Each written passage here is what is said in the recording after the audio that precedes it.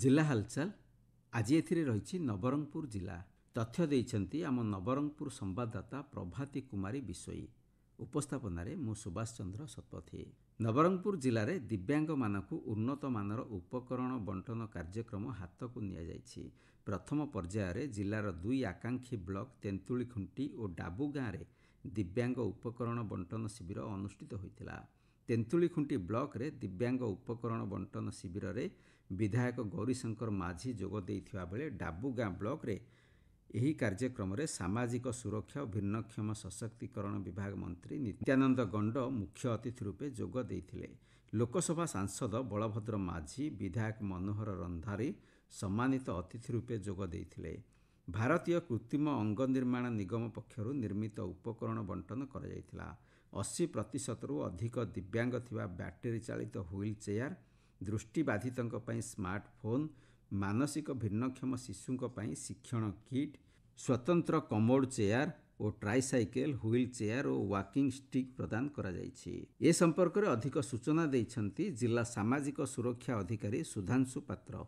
नवरंगपुर जिले में दिव्यांग जनों निमंते विभिन्न उपकरण जोगाई देवा निमंत तथा artificial limb manufacture corporation of India सहयोग गत जनवरी 8 और 9 तारीख में जिलार 2 गोटी आकांक्षा ब्लॉक डाबुगाँ और तेंतुलीखुंटी चिन्हट शिविर जिला प्रशासन तरफर कार्यकारी करथिला एवं चिन्हट दिव्यांग को दरकारी उपकरण गुड़िक यथा बैटेरी चालित 3 चकिया साइकिल, मोबाइल फोन, श्रवण यंत्र, टीएलएम किट एवं अन्य एप्लायंसेस गुड़िक बंटन करा जायतिला। तेंतुलीखुंटी ब्लॉक रे बंटन कार्यक्रम एप्रिल 8 रे करा जायतिला, जोंथिरे कि माननीय विधायक श्रीयुक्त गौरी शंकर माझी उपस्थित थिले एवं डाबुगाँ ब्लॉक रे भिन्नक्षम सशक्तिकरण विभागीय मंत्री श्रीमान नित्यानंद गंड, मान्यवर सांसद श्रीमान बलभद्र माझी एवं मान्यवर विधायक डाबुगाँ श्रीमान मनोहर रंधारी जोगदे कार्यक्रम गुड़िकर सफल रूपायन करथिले, जहाँकि आमर जिले प्रथम थर पर आलिम तरफ उपकरण गुड़िक बंटन करा जायतिला। चैत्र मासर बासंतिक यात्रा नवरंगपुर जिले में शेष होईछि।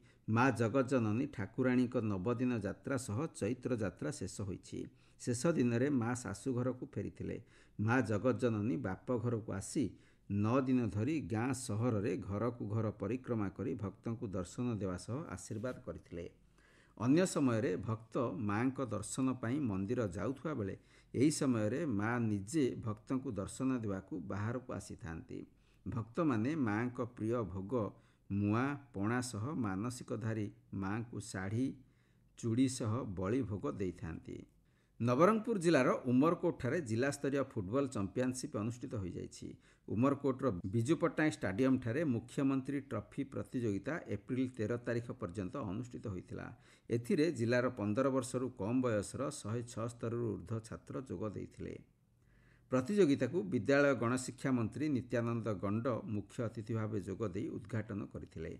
कार्यक्रम रे लोकसभा सांसद बलभद्र माझी, विधायक नरसिंह भत्रा, गौरीशंकर माझी, जिलापाल डाक्टर शुभंकर महापात्र प्रमुख उपस्थित थिले।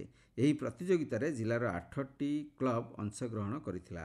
जिलार उमरकोट ब्लॉक रे मुख्यमंत्री जनजाति जीविका मिशन पक्षरु आदिवासी हिताधिकारी को पंप सेट बंटन एवं युव उद्योगी को आर्थिक सहायता प्रदान कार्यक्रम अनुष्ठित होइतिला।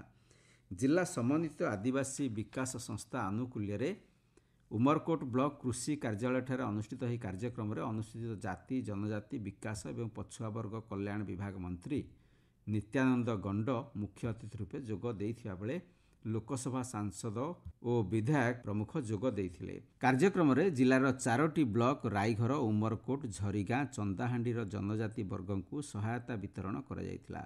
जिलार उमरकोट ठारे पवित्र रामनवमी उत्सव महासमारोह अनुष्ठित होइछि। विद्यालय गणशिक्षा मंत्री नित्यानंद गंड रामनवमी उत्सव रे सामिल होइथिले। राम मंदिर ठारू एक विशाल भव्य शोभायात्रा बाहरिथिला। विभिन्न लोकनृत्य दल नृत्य परिवेषण करी शोभायात्रा रे सामिल होइथिले। श्रीराम प्रेमी हाथ में गैरिक पताका धरी शोभायात्रा रे नगर परिक्रमा करथिले। श्रीराम नवमी पई स्वतंत्र झांकी प्रदर्शित होइथिला। जिला हालचाल आज पई एतिकी। आसंता काली जिला हालचाल रे सुनी परिबे नयागढ़ जिला संपर्क रे।